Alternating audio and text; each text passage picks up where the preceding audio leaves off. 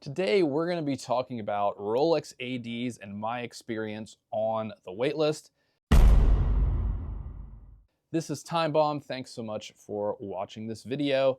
So first off, what is on my wrist today? I have my Omega Seamaster Diver 300. I love this watch. It's definitely my favorite dive watch for sure. I would pick it over a Submariner.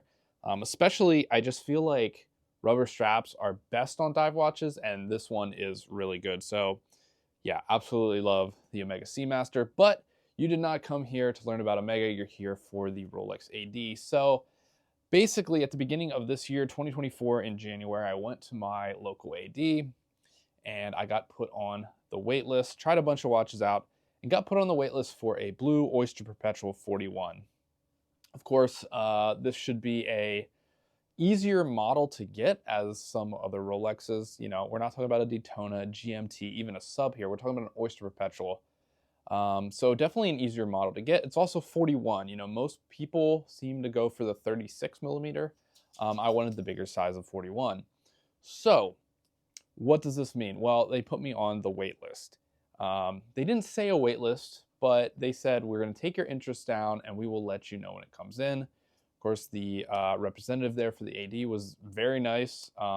He basically told me he tells people a year. Come a year before you want your watch. Now, this is going to be AD dependent.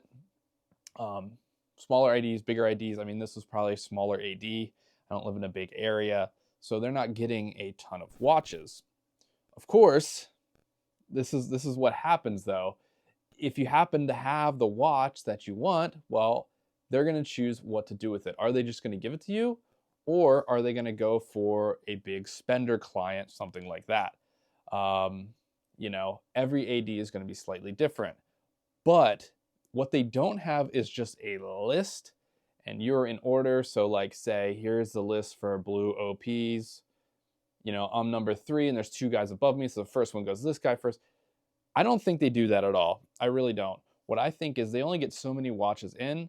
They get an allocation. What I've heard is about once a month, and they're going to know about this about, you know, maybe a week ahead of time. They're going to know what they're getting in for that month. So this is why you read sometimes on forums and Reddit that you should be constantly be chatting, hitting up your AD all the time. And I think most people think it's because you're trying to build a relationship with them, so you're like friends, so they'll want to give you the watch. Let's be honest, that is not going to happen, all right? You're not going to become friends with your AD unless you already know them previously, but then you're probably not in this whole waitlist mess. So definitely don't try to be friendly with your AD in that way. I've heard crazy things like buying your AD gifts. Don't do that. What I would recommend is contacting your AD. Just send them a text. Most do texts anymore that I've seen. Send them a text. Hey, just checking in. Any update on the Blue Oyster Perpetual? Do that once a month because, one, it keeps you sort of in their system. So your AD is there to sell you a watch, but if you don't contact them for months and months, well, it's going to fall by the wayside. Like, very rarely are you going to get called 3 years later, right? It's going to be somebody that's keeping their name in there, but that still doesn't mean you're going to get it. So the other reason I think is that there are people that are big spenders, right? And so you see this term thrown around a lot. You need a purchase history. You need to buy some other watches. First off, I would never recommend buying a watch that you don't want to try to get your way to get something you do want. That just seems dumb to me. And if you're going to spend the extra money, you might as well go gray market. But what I'm trying to say here is that you going and buying a $4,000 Tudor, $1,000 bracelet for your wife or something, that is not going to help you get a Rolex. It's just not.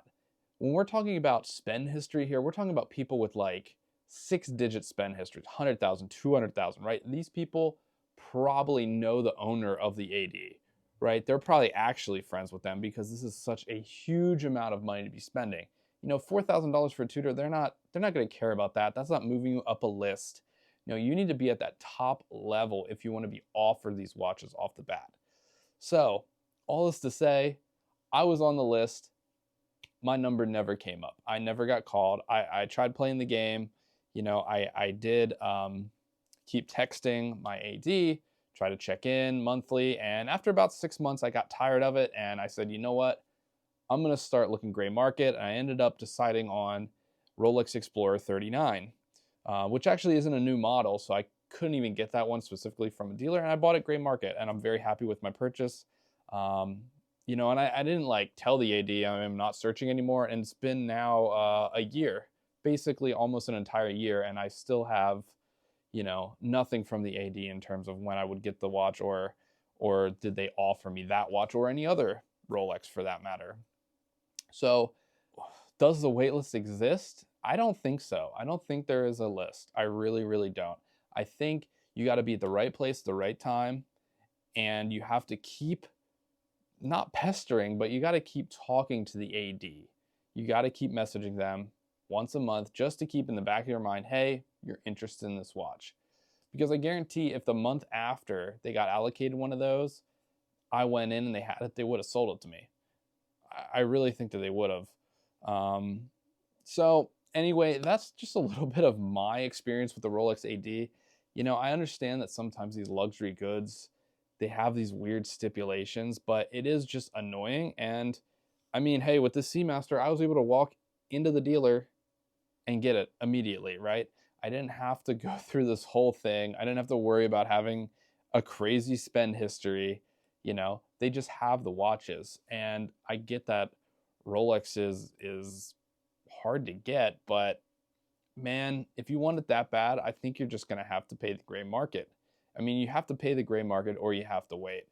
And if you don't need it immediately, then go ahead and wait. But you're going to have to keep getting updates through your AD to get that. Maybe you get one, maybe you don't. The other thing I would say is go to multiple ADs. If you have multiple in your area, get on the list with all of them. Message all of them. I mean, you don't owe anything to one AD. I see these threads on Reddit all the time of these people trying to build this friendship relationship with an AD. It's never going to happen. It's just not going to happen that way. You're not going to become best friends with this AD that he's just going to allocate you a watch. It's not going to happen. So I would say treat it like any other transaction. Shop around, go to multiple IDs, tell them all what you are looking for. That is going to be your best bet for getting the Rolex you want, or do like I did and go gray. Anyway, this is just my experience with the Rolex AD. If you did enjoy the video, please do like, comment, and subscribe, and I'll catch you in the next one.